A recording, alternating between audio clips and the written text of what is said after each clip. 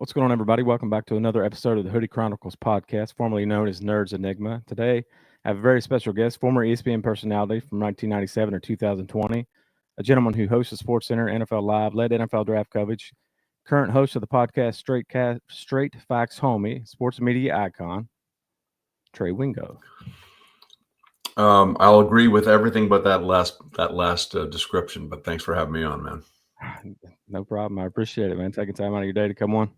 Like I said, we tried to do it before, but we had some confusion, but that's all right. At least we got it done tonight. That's exactly right. So I wanted to, touch on ESPN just for a second, not too much, but I seen a Sure. quote. I'd seen a quote that you said, "We don't take ourselves seriously; we take sports seriously." Now you say you think it's the opposite, and more. Look what I have to say. So I wanted to ask you, when did that start, and why did ESPN, go in that direction? Well, yeah. Just for clarity, back in the late '90s, early 2000s, we had an ad campaign at ESPN, and it said, "We take sports seriously. We don't take ourselves seriously." Basically, meaning, hey, we're here to inform you. We're here to entertain you, but inform you. And over the years, for me, it felt like it started going the other way. Suddenly, the sports are just a platform for certain people to just pontificate and bloviate and give their opinions. I don't give a shit.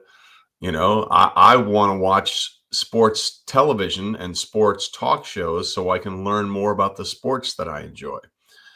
And it certainly has taken a different tact. It's certainly been different. Now, I want to be clear. I enjoy personalities. I tried to make NFL Live as fun as we could every day because, sometimes there wasn't really a lot to talk about. So you had to come up with something Right. fun. But it was about the advent when First Take really took off with Skip and Stephen A. And it just became, let's see who can yell the loudest. Don't have any interest in that at all. And I don't, if it works for you, good. Do it. Go for it. I couldn't have cared less. And it just wasn't something that I wanted to participate in anymore. Now, I think there are a lot of people that do a really good job at ESPN still. And I think there's a lot of them that are really talented and they focus on what matters. But the overriding theme of SportsCenter and ESPN and First Take and all these shows now is, here's my take. Tell me I'm wrong. Instead of, here's what happened, and let me explain why it happened. That to me is way more interesting. For example, they do these fit checks, is what they call now all the time on all the shows. It started with the NBA. Now everybody does it. Look at this. Look at these outfits. Look at these crazy things they're wearing into the game. I couldn't care less. Right. I want to know what happens when they put on their freaking uniform. Okay. So if you want to talk about, oh, look how stylish this person is, that's fine. I couldn't give a shit what they wear to the game. Like, I don't care. What I care about is what happens when they put on their uniform. Do you keep up with it much these days? Since you've been out of it for a while, do you tune in every now and then to any specific show or keep No. in touch with what's going on whatsoever? Well, I mean, I keep in touch for sure. Right. But I don't watch. I'll get what I need on other platforms and other places. I don't feel the need to watch. My life has changed. Their direction has changed. And I could sense it when I was there. And look, if they think it works for them, great. Go for it. I prefer what we do now on my YouTube channel and my podcast. We call it Straight Facts Homie for a reason. It's data driven. It's analysis based on historical precedent. I'll give you an example. Before the season started, I told everybody on Straight Facts Homie, and you can look up the tweets. They're there. You can look up on the posts on Instagram.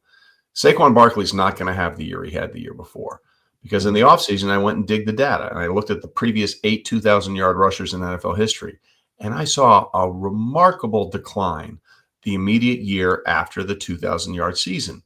And the most interesting part of that was the yards per carry dropped from anywhere from 1.5 yards to 2 yards on average from their 2,000-yard season. Well, what does that tell you? It tells you that you're still going to have a productive running back, but when you're getting less than 1.5 yards or 2 yards per carry over an entire season, the explosive plays aren't there. And what do we see week in and week out last season from Saquon? 50-yard run, 60-yard run, 70-yard run, 45-yard run, 37-yard run. those just haven't existed. I think he has two runs of 20 or more yards this year. And last year he had, a boatload of them. So the data told you that if you're drafting Saquon Barkley number 1 overall in your fantasy league, you were in for real trouble.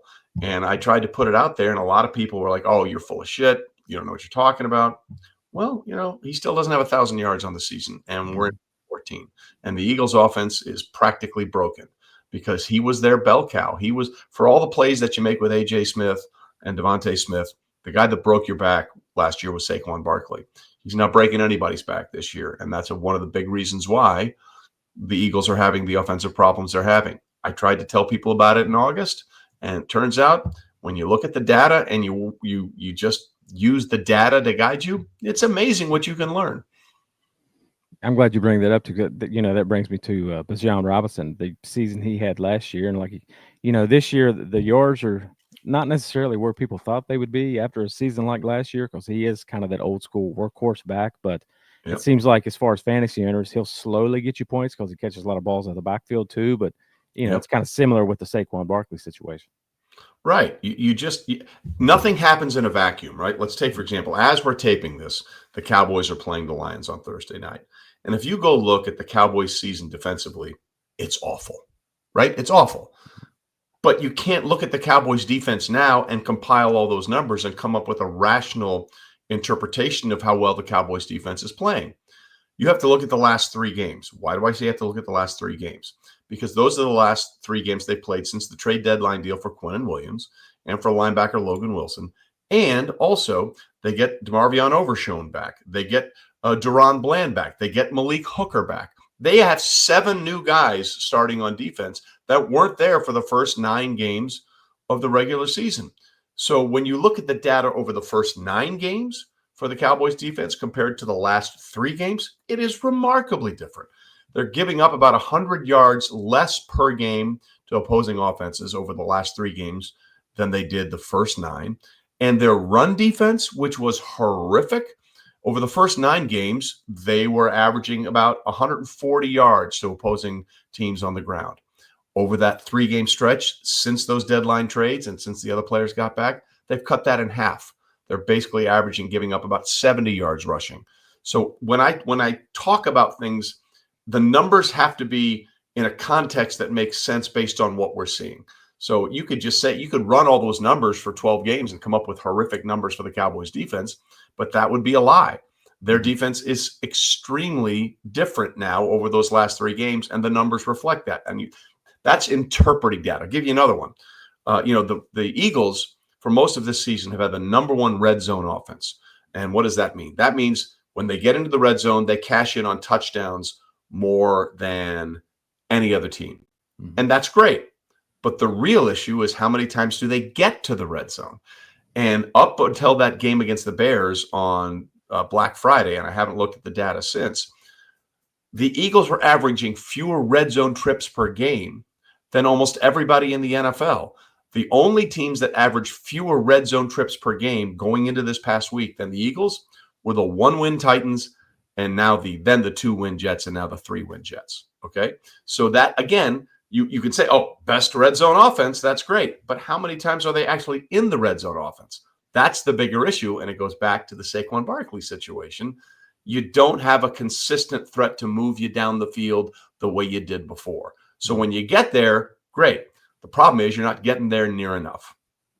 So speaking of the Eagles, give me your stance on the Tush-Push, because it's been under fire all year long. And for me, I don't know how I feel about it, because the old school in me says it's up to you to stop it. But at the same time, I'm like, okay, well, the defense doesn't really get the push that the offense does, because you got a couple people behind Jalen Hurts pushing him. So what is your stance on the Tush-Push, and do you think it will be banned in the future?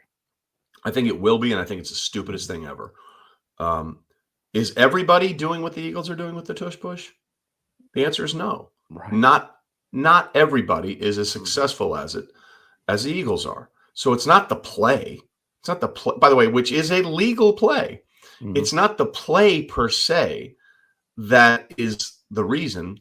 It's the way this team is able to execute it. Now, I will say this.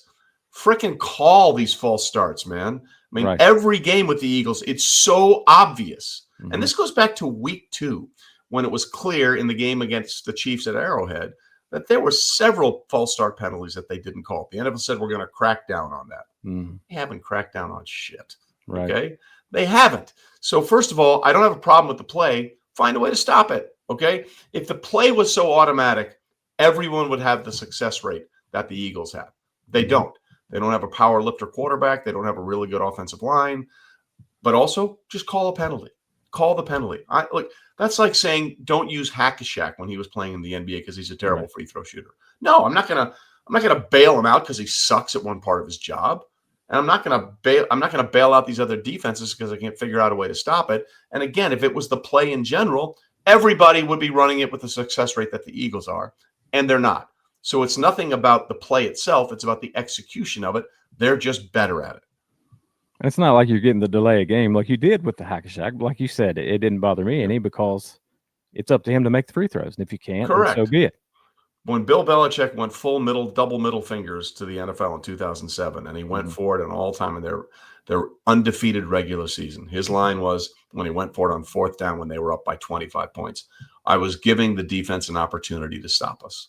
And he was right. Now, he had motivation to be angry, but he was right. So if you want to stop it, stop it. But calling for a ban on it because you can't figure it out is so Bush League.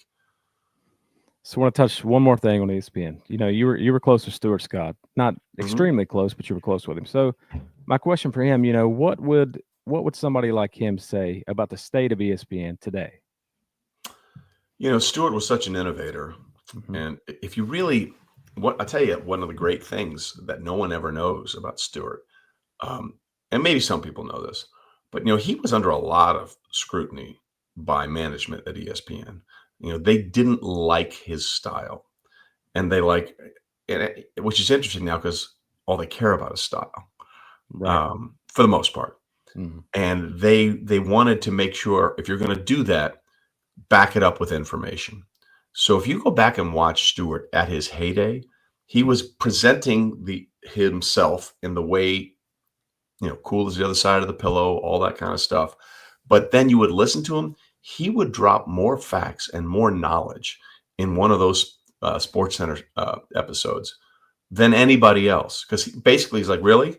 You're going to mess with me? All right, I'm going to do my thing, and then I'm going to show you how much of your shit I can put in there as well. So if you go listen to some of his great, like the Kobe 81-point game, he was a fountain of information. He just made sure he did it in a style that he enjoyed and the viewers enjoyed, and backed it up with the information to prove it. And that's a thing that nobody really understood, is that, you know, a lot of people at ESPN weren't really happy with the way Stuart did it, but they saw how he related to people. And that was the only thing that mattered. And then to make them happy, Stuart would just unload the gravy boat on all the statistical information he could put in around his catchphrases and around the way he presented those things. I think Stuart would be, to this day, still if he was there, absolute megastar. But Stuart also knew the value of information and sharing that information. He wanted to make you smarter as a sports fan. I thought I would throw that out there too, because, you know, like it or not, he helped build the place. You know, no question, during his tenure there. So that's why I thought, you know, what would he think of the status and the state of ESPN itself today with the route they've taken, the way things have changed? I think Stuart would be a bona fide superstar, but he would also make sure that people were informed about the way they do their business. Not, I think this, not this is what I believe. It would be like, well, this is what the information tells us, and I'm going to tell you that with a smile on my face in a way that you're going to be entertained. So talk to me about your journey into sports media, because, you know, some of the route that you've taken, we have some similarities in how we got, you know, to where we are. I'll never, you know, see what you've seen and what you've done, but you know, your football was your first love. So that's one of them. And I wanted to talk to you about, you know, sports media from the beginning, how you got into it. And I also seen something that your dad helped launch People Magazine. Is that? Yeah, that's true. My dad, that was crazy. I never knew that. Yeah. My dad, got a journalism degree from Baylor University. Then he got his master's in journalism at the University of Missouri, one of the best journalism schools in America. He moved up to New York City because at that point, that's where most journalism jobs were. got a job working inside Time Life, the Time Life building, which is right across. It's not even the Time Life building anymore, but it was right across from Radio City Music Hall on 6th Avenue or Avenue of the Americas, 6th Avenue if you're a New Yorker. Mm-hmm. And, he got a job there. Then he became a reporter for Life magazine. They moved him out to L.A. to cover the LA bureau. And then in the late 60s, they made him the bureau chief for their coverage of the Vietnam War. And we moved to Hong Kong and lived over in Hong Kong for 3 years. Moved back to the States in 1970.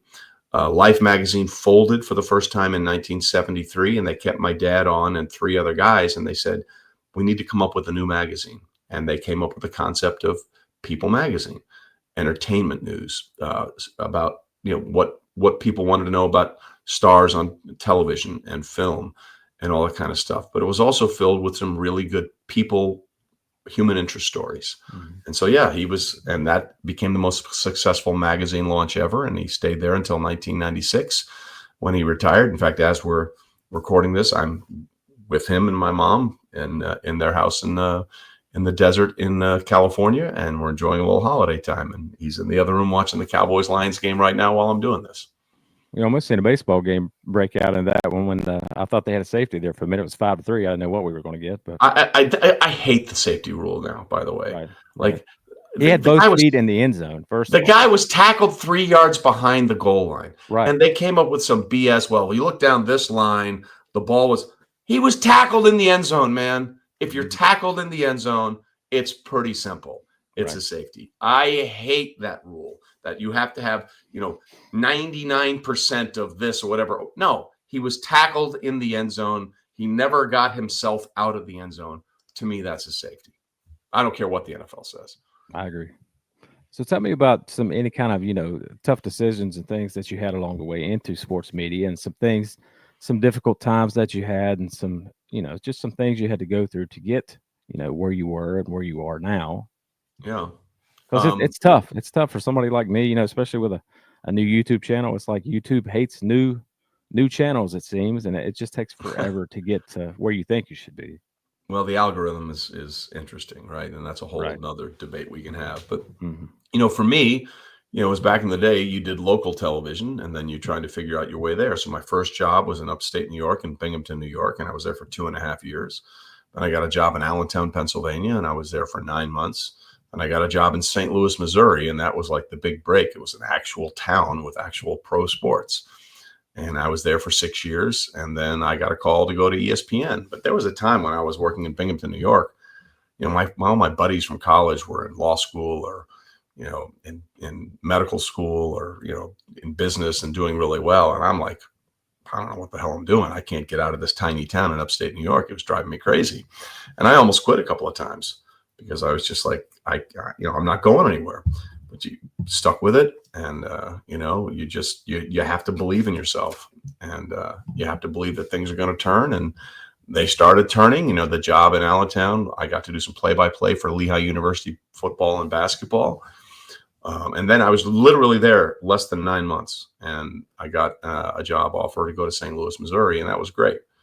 We were there with the Cardinals were there, and the St. Louis Blues, and when they had Brett Hull and Adam Oates and Chris Pronger, Wayne Gretzky was there when I was there, and then the Cardinals were huge. They traded for Mark McGwire, and he had his unbelievable run with the Cardinals. And I was there when the Rams moved from LA to St. Louis. It was a really exciting time.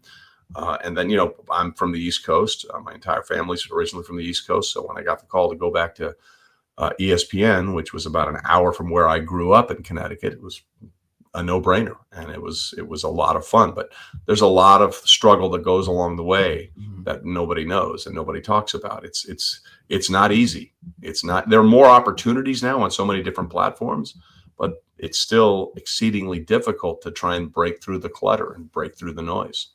You mentioned the play-by-play. I've always had the utmost respect for play-by-play, especially when it comes to basketball, because I grew up, talk radio. I still love talk radio today, and I always will. But listen, what do you love about talk radio?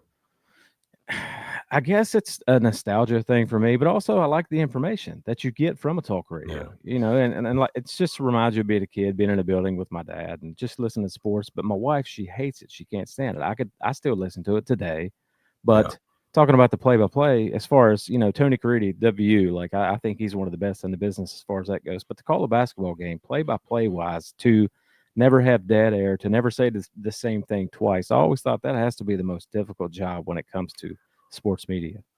Yeah, I think so, but also it's the easiest because in one way you're just talking about something that's going on, right? Like it's a very different thing to do. Like one of my favorite things along those lines was when I got to call US Open golf and British Open golf for ESPN all those summers. Calling a live event is the greatest thing in the world, Mhm. because first of all, you're describing it as it happens and as it unfolds, which is a very different thing from doing NFL Live, say Tuesday, Wednesday, and Friday when there are no games going on, and Mhm. you're talking about what happened or what you expect to happen. It's a very different dynamic. But being there, I also did U.S. Open tennis and Wimbledon tennis. Uh, Being there for a live event is the greatest thing in the world. And that's something that I've been very fortunate enough in my post ESPN career. I've covered the US Open and the Open Championship for NBC the last 3 years. They do a sort of a red zone / Manning cast type coverage. It's been really well received. It's one of some of the highest rated streaming shows in the history of NBC Sports, and hopefully we'll continue to do that. So when you say it's the hardest thing, yes, but it's also you're reacting in real time, Mhm. and that's very different because it's happening and you're just talking about what's happening. When you're doing a studio show where nothing's going on, you're repackaging or repurposing basically things that happened before and trying to explain it in a different way or break it down. Um, I really enjoy the live event part of it now. That's the most fun I think you can have, because you're experiencing it in real time. And for me, that's what made the draft so fun all those years. Nobody knows what the hell is going to happen. We don't have a Mhm. script. We don't have, and then this dramatic thing is going to come in. To me, the draft is the only true reality TV show there is. I Mhm. mean, like, in 2016, you know how much money I would have made if I'd known that Laramie Tunsil was going to, right before he was the first offensive lineman taken off the board, a video of him smoking weed in the World Mhm. War II gas mask was going to show up. I mean, you cannot prepare for that kind of shit. Right. And you just have to sort of buckle in and go with the flow.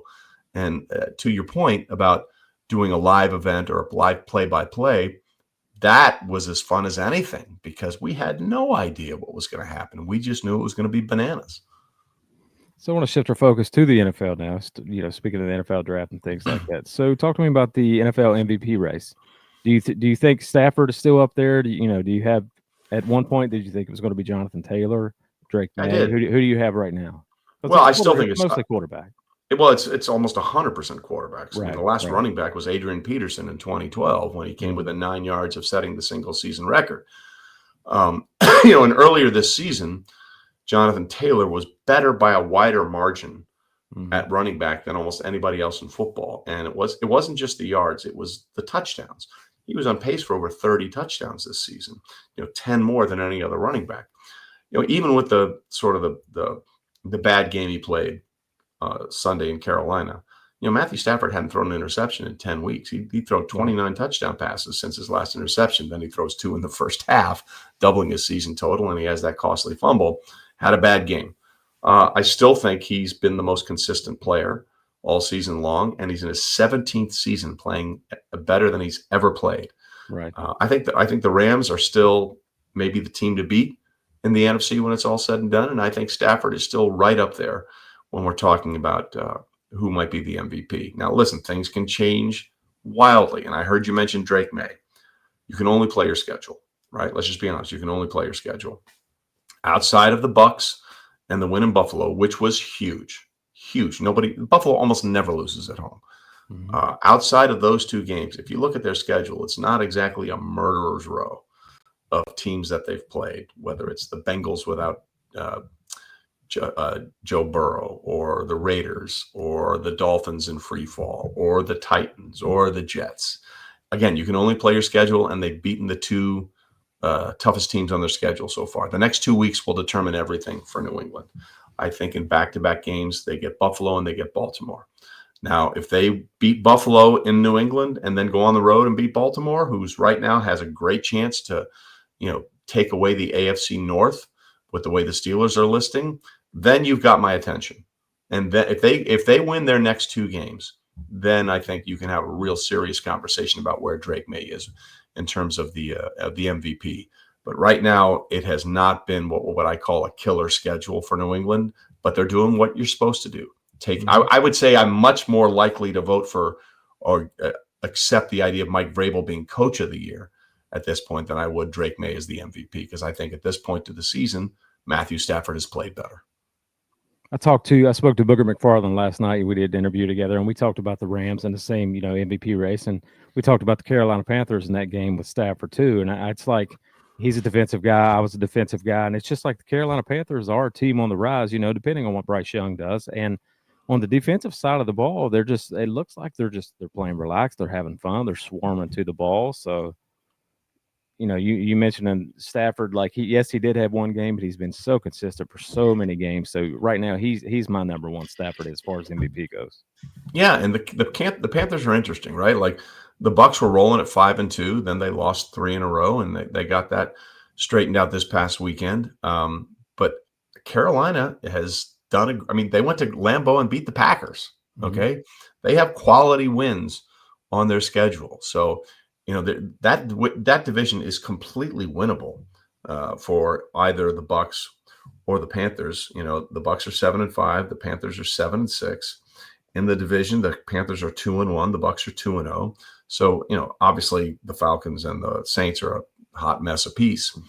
But what happens down the stretch between those two teams is going to determine who wins that division. And I think the Bryce Young turnaround. Just imagine this. It was just about 15 months ago when he was benched for Andy Dalton.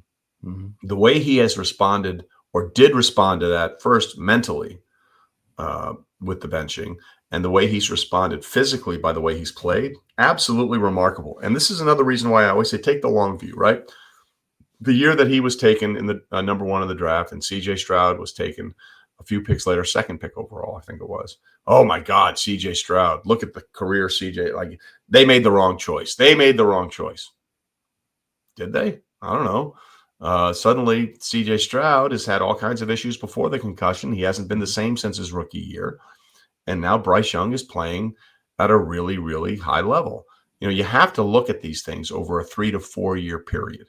You can't go by one season. After C.J. Stroud's rookie year, ESPN put up as C.J. Stroud and Patrick Mahomes, the next big rivalry quarterback duel in the NFL. I was like, oh my God. We tried that with Joe Burrow. We tried that with Josh Allen. We've tried it with Lamar Jackson. So I guess now we're trying it with C.J. Stroud after 1 year. Mm-hmm. Let it marinate a little bit. It's okay. What's really okay is to say, I'm not sure yet. I don't know. Like people like Shedeur Sanders. Oh my God, he's done this. I don't know. Has he? I'm not saying he's bad. I'm not saying he's good. I don't have enough information to say one way or the other. Yet people have these wild takes and opinions based on nothing about Shedeur Sanders. They say, well, he's the most accurate passer in college football history. Yes, he is. Have you looked at the top 20 list of the most accurate passers in college football history? I have.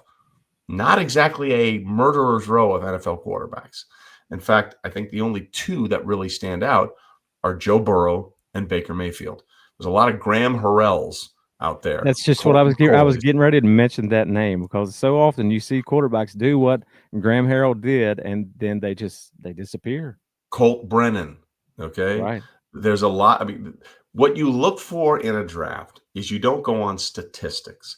You look on traits. Do they have traits that you believe can translate to the next level? And I want to be clear, NFL teams get it wrong all the time. Kurt Warner, Hall of Famer, undrafted. Tony Romo had a fabulous career, undrafted. There's a lot of players. There's a lot of players that are judged wrong by the NFL. But you can't come at me with, well, he was the John Unitas Award winner. I've looked at the John Unitas Award winners.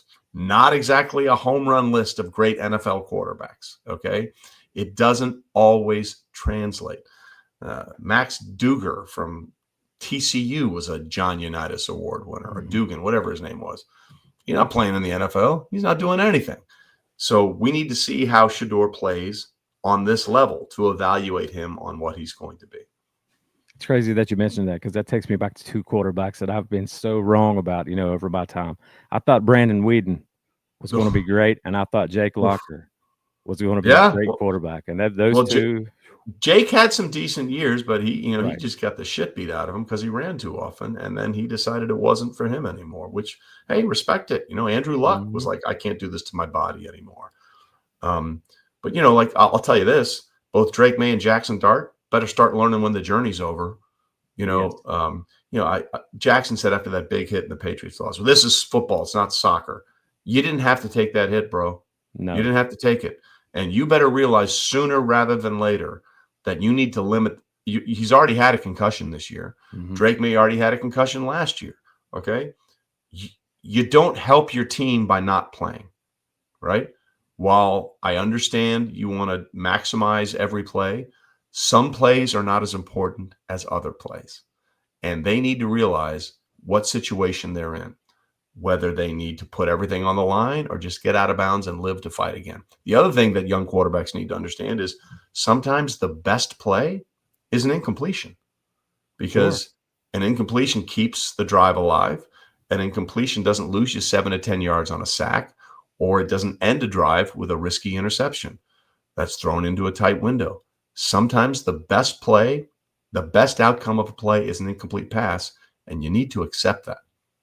I agree with what you said too. I will never fault somebody for retiring with their health. Like a name like Yeah. Barry Sanders, after give 8-9 years for a franchise, retire with your health. I'll never have a problem with that. But speaking of Dart, I flipped over to the Eli Manning, Peyton Manning, their show. During that, Yeah. just the look on their face tells you everything you need to know about that specific play. They were so disappointed in him, for not going out of bounds. Yeah. I mean, you're not going to help the team by not No. playing, right? Do you want to play? Play well. But as my friend Herm Edwards says, know when the journey is over. Get out of bounds. Slide. And, the defender was asked about it, and they said, well, he didn't slide. I guess he needs to learn to slide. He's right. And Giant fans were like, oh, Jaxson, I love that. Then you're not really smart fans. Right. Okay? Because you love the attitude, Mm-hmm. but when the result of that attitude is he's out 6 weeks, you ain't gonna love that. So, limit those hits.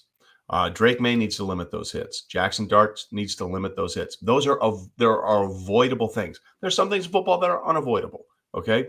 You're going to get wrecked on a blindside blitz sometimes that you didn't see coming. Your offensive line is going to mess up and you're going to take a big hit on a sack.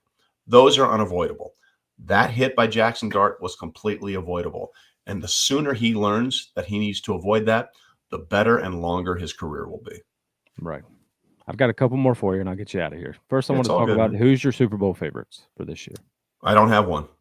There's no super team in the NFL. Right. There is no super team in the NFL. Again, I believe the Rams are the most complete team. But like we said, we just saw them lay an egg because of turnovers against the Carolina Panthers, which was a great job by Carolina. Look, if you told me the Chiefs are going to miss the playoffs, I'd say, yeah, you're probably right. If you told me the Chiefs are going to make it back to the Super Bowl, I would say, yeah, you're probably right. Mm-hmm. Give you an example about Kansas City, okay? This year they're 6-6 after 12 games. After 12 games at 6-6, their point differential is plus 73. In other words, they've scored 73 more points than they've allowed their opponents. Last year, after 12 games, they were 11-1. Do you know what their point differential was after 12 games last year when they were 11-1? Plus 54. Really? They have a bigger point differential Wow. this year when they're 6-6 as opposed to when they were 11-1. And what does that tell you? It tells you that in the one-score games where they have just one win against 5 losses, it tells you that they're not making the critical plays in critical moments of the game. And that's the entire difference. For example, against the Cowboys, right? They scored to make it 31-28. On the Cowboys' final drive, they got him in third down 3 times, 3rd and 10, 3rd and 7, 3rd and long. They couldn't get off the field. So they didn't make the play. And it started week 1. They had Justin Herbert in a 3rd and 16 in a one-score game. All they had to do was not let him finish. And Chris Jones goes inside on a play where he was designed to contain to the outside. Herbert runs out the back door and picks up 19 yards for a first down that ends the game.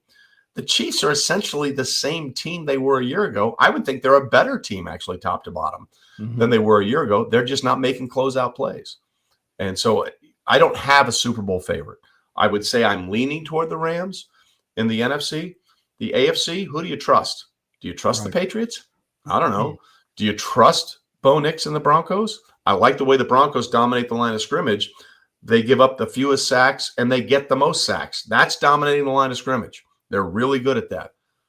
What are they going to be in the postseason? I don't know.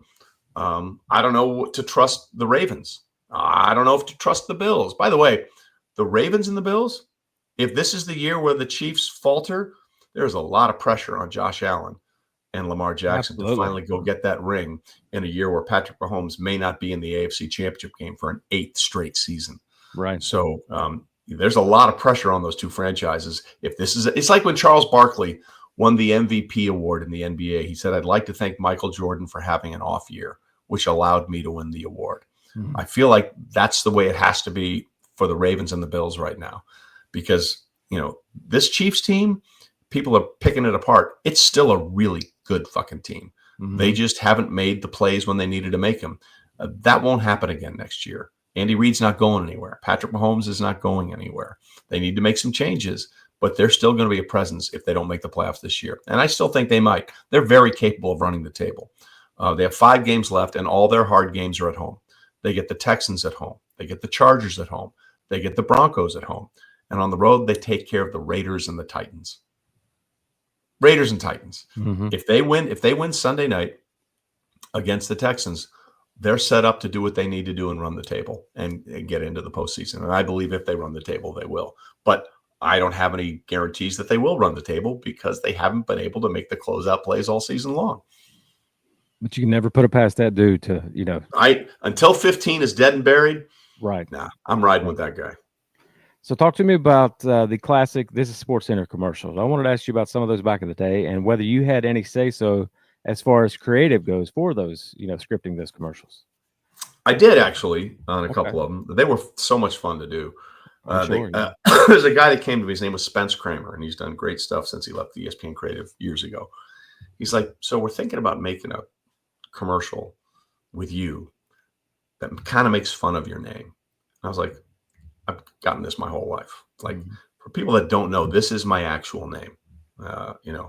Technically, I'm a third, and that's why they call me Trey. But I've been called Trey my whole life, and Wingo is my actual last name. So they were like, "How do you feel about?" I have no problem with it whatsoever, because first of all, it's an entire commercial about my name. What great name recognition is that? So it was the commercial where Jerry Stackhouse was sitting there, and he goes, "Seriously, man, what's your real name?" And I say the name, and he starts laughing. And my favorite thing about that commercial is you can find it on YouTube. You go look at Jerry Stackhouse laughing, and behind him are 2 pictures of my kids that were on my desk when they were little. Now they're both in their 30s. So that was fun for me. Those commercials were a blast. Those shoots, it was like, really? This is what's happening? All right, let's give it a whirl and see what happens. Right. I was curious to know if you did have any say-so as far as creative goes, because everybody loves those commercials. People still quote them today. Yep, they were fun. So I got one more for you, and then I'll get you out. So what is one thing that you want people to know about you that they may not? That it's okay to not have an opinion about everything, right? Yes. Like I would say this: if you don't grow and change over the years about the things that matter to you and the things that don't matter anymore, then I'm not sure you're evolving as a human being. Look, I'm still very passionate about a bunch of things. Really passionate about the NFL. Really passionate about golf. But there are other things that used to matter so much to me that I could just give or take about right now. And that's the beauty of when you do your own podcast. You get to pick and choose the things you want to talk about and the guests you want to bring on to talk about it. So I would say, forget one thing about me is you learn in this process that the things that you thought were so important when you're starting out in this business in your 20s and your early 30s, you get a little later and you realize maybe it wasn't that important after all. And there are some other things where you should be prioritizing your interests and your time. And that's not a bad thing. That's actually a good thing. That means you're evolving. That means you're changing. That means what matters to you most shouldn't be the things that matter to you in the 20s, because when you're in your 50s or your 60s, You have different priorities. And those things should matter more than things that totally consumed you in your 20s and 30s. Trey, thank you so much. I appreciate it. I'm glad we could finally get together and do this. And I hope we can do it again someday. You got it, man. Anytime. Thank you so much.